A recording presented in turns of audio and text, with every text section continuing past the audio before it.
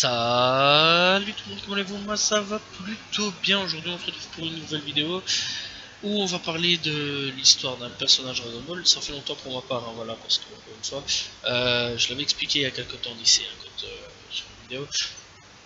Bref, voilà, où en fait j'avais mon ancienne chaîne YouTube, j'ai paumé l'email un autre jour, il y a eu un truc, un bordel, je savais pas pourquoi, j'ai tout perdu.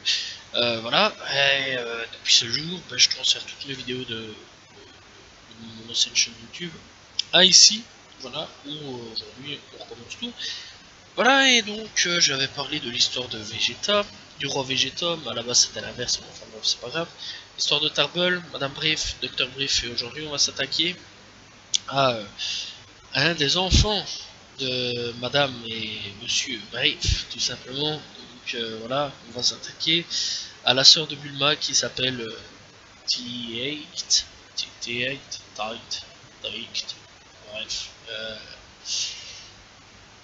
Voilà. Bref, en traduction japonaise, c'est Teitsu. Voilà, c'est comme ça qu'on va l'appeler, Teitsu. Je trouve que c'est mieux que Tight ou Taikt. Je sais pas du tout, la traduction est assez bizarre en fait. Donc, voilà. Bref, donc, bref, c'est la sœur de Bulma. Et tu vas te dire, on n'a jamais entendu parler. Non, on n'a jamais entendu parler. Que ça soit Dragon Ball, Dragon Ball Z, Dragon Ball GT.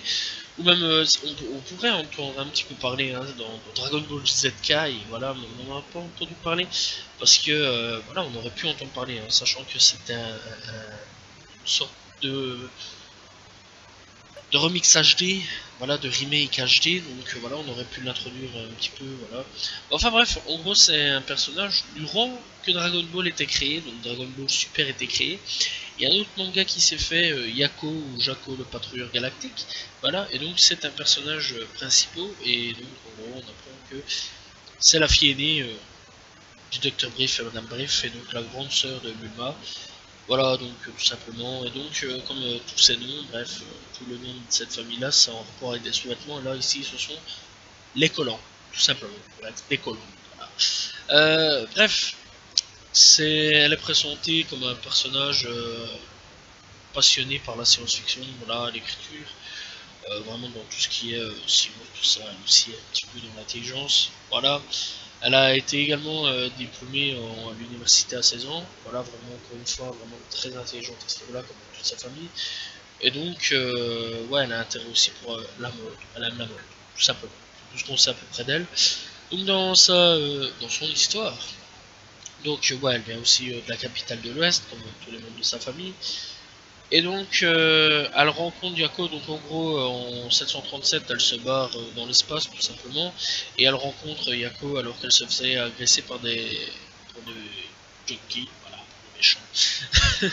Et donc, en gros, Yako, il se débarrasse tout simplement des ennemis, puis, ensemble, ils commencent à s'allier, tout simplement. Ils parcourent un petit peu la galaxie, bref, tout est bordel ainsi. C'est pas vraiment plus, enfin bref, faut vraiment lire le manga. On apprend plein de choses, je vais pas aller plus loin à ce niveau là, donc en gros ils font copains à ce niveau là, ils deviennent potes, et après sans plus, on apprend pas beaucoup de choses, sauf en lisant Yako, et à ce niveau là, si vous n'avez pas lu Yako, je vais pas vraiment plus vous spoiler, tout simplement, parce que j'irai pas plus loin, et que on apprend beaucoup plus sur le manga, enfin on apprend beaucoup plus sur ce personnage là en lisant, donc voilà. Tout ce qu'on sait d'elle en fait, c'est que elle s'est barrée dans l'espace, elle a rencontré Yako durant une agression, voilà, et qu'après ils sont devenus potes. Après tout ça, on n'a pas vraiment de choses sur elle, voilà, on ne sait pas vraiment si elle revient un jour sur Terre ou quoi. Ok, bref, on l'a déjà vu dans l'animé Dragon Ball Super, donc voilà. Ouais, sinon, il n'y a pas plus sur elle, il n'y a pas vraiment plus sur elle, il n'y a pas vraiment plus de choses quoi. Elle fait juste une apparition dans l'épisode 29 de Dragon Ball Super, et c'est tout quoi. C'est tout ce qu'elle fait. Après aussi, elle fait aussi une première apparition dans le jeu Dragon Ball Fusion, tout simplement.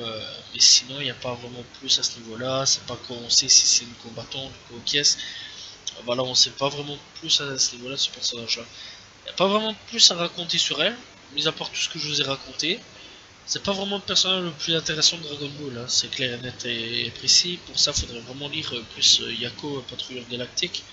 Et je crois que c'est beaucoup plus important d'aller lire ce manga-là.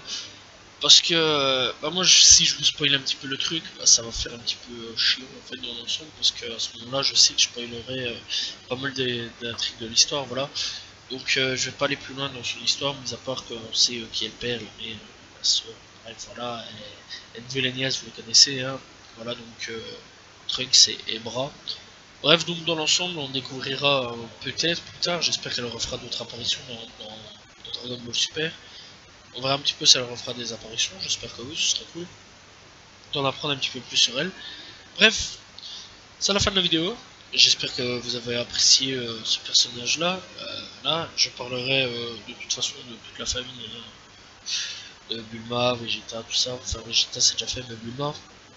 Donc voilà, j'espère que vous avez apprécié la vidéo. N'hésitez pas à vous abonner, liker, commenter, partager. Je réponds toujours aux commentaires, c'est super important. Je vous dis à demain tout le monde. Salut tout le monde. Ciao ciao.